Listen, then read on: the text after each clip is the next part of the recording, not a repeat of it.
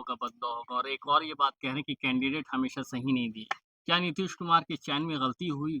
इससे पहले 5 उसमें शायद अमजद साहब को भी दिया गया था टिकट, तो क्या आप लोग को उस टाइम नहीं लगा कि बदलाव होना चाहिए? अभी क्यों लग रहा है 35 साल के बाद? माननीय मुख्यमंत्री श्री नीतीश नीतीश कुमार को चयन में कोई गलती नहीं हुई है उम्मीदवार देने में। उस समय भी जो वो दिए, ये देखे कि बेला विधानसभा में अल्पसंख्यक की संख्या बहुत है, इसलिए दिए कि चलो अल्पसंख्यक को दे देते हैं, लेकिन उम्मीदवार वैसा नहीं निकला जैसा वो सोचे थे, इसलिए हम लोग हार गए। तो इस बार उम्मीदवार वैसा लग रहा है। उम्मीदवार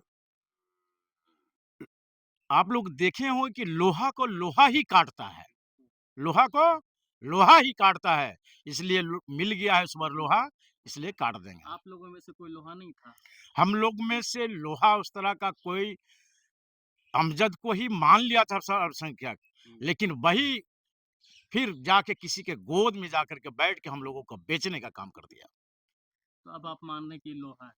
तो क्या ये जो मीम है, हमेशा जो एम वाई समीकरण आसान नहीं होगा, इतना आसान नहीं जितना आप लोग बोल रहे हैं कि आसान से हम लोग जीत जा रहे हैं या जदयू जीत रही है, उस तरीके का वो रणनीति है आप लोगों की? इसमें वोट डालना पड़ता है। हम लोग किसी का बंधुआ मजदूर नहीं है। ये लालू यादव 23 सालों से हम लोगों का ठगने का काम करता है कि कभी आरएसएस का डर दिखाता है, कभी बीजेपी का डर दिखाता है, और वो डर दिखाने के बाद बिहार के अल्पसंख्यकों का वोट लेने का काम करता है। इसलिए अब 21वीं सदी चल रहा है, माननीय लालू जी, अब लोग अल्पसंख्यक आपके झांसे में नहीं आने वाले हैं। प्रशांत किशोर का भी नारा था, सही लोग देंगे, सही उम्मीदवार देंगे। कहाँ वो बेला से इस तरह का उम्मीदवार दिए? तो आपको लग रहा है पीके ने सही उम्मीदवार नहीं दिए।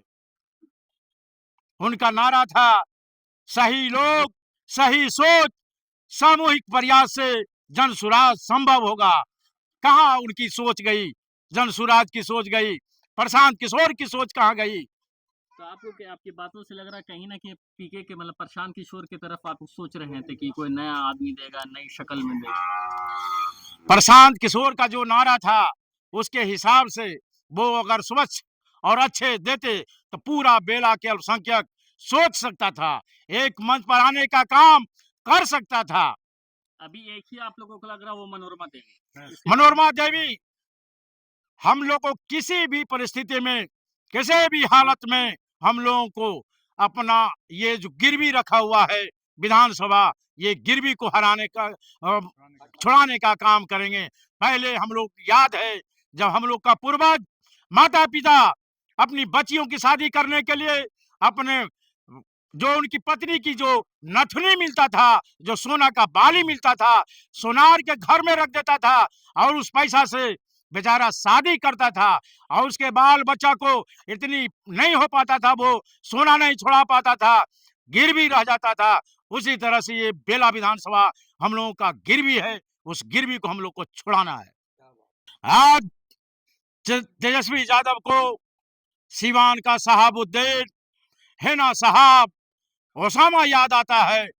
कल शहाबुद्दीन कहाँ थे जब उनकी मौत हो गई कोरोना काल में? तेजस्वी यादव, लालू यादव, राबड़ी देवी सबके सब दिल्ली में थे, लेकिन कोई देखने तक के लिए नहीं गया।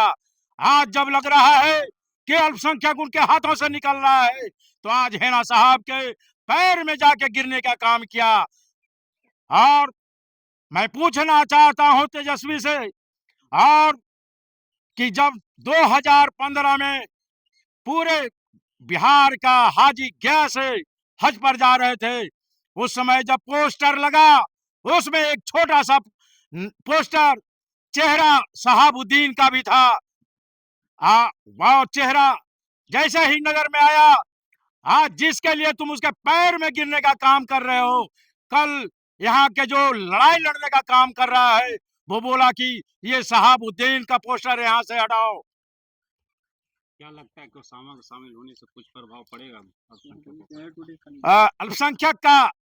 इधर हमारे तरफ कोई असर नहीं पड़ेगा उनके आने से, इसलिए कि मगध में पहले एक नेता हुआ करता था, उसका नाम था शकील अहमद खान, जो 4-4 कैबिनेट मिनिस्टर हुआ करते थे। जब उसकी मौत हो गई, ए लालू यादव, ए तेजस्वी यादव, एक भी मगध में तुम अल्पसंख्यक को बनाने का काम नहीं करते हो, नहीं जिलाध्यक्ष बनाने का काम करते हो, नहीं किसी को उम्मीदवार बनाने का काम करते हो। इसलिए पूरा मगध का अल्पसंख्यक आपसे नाराज है।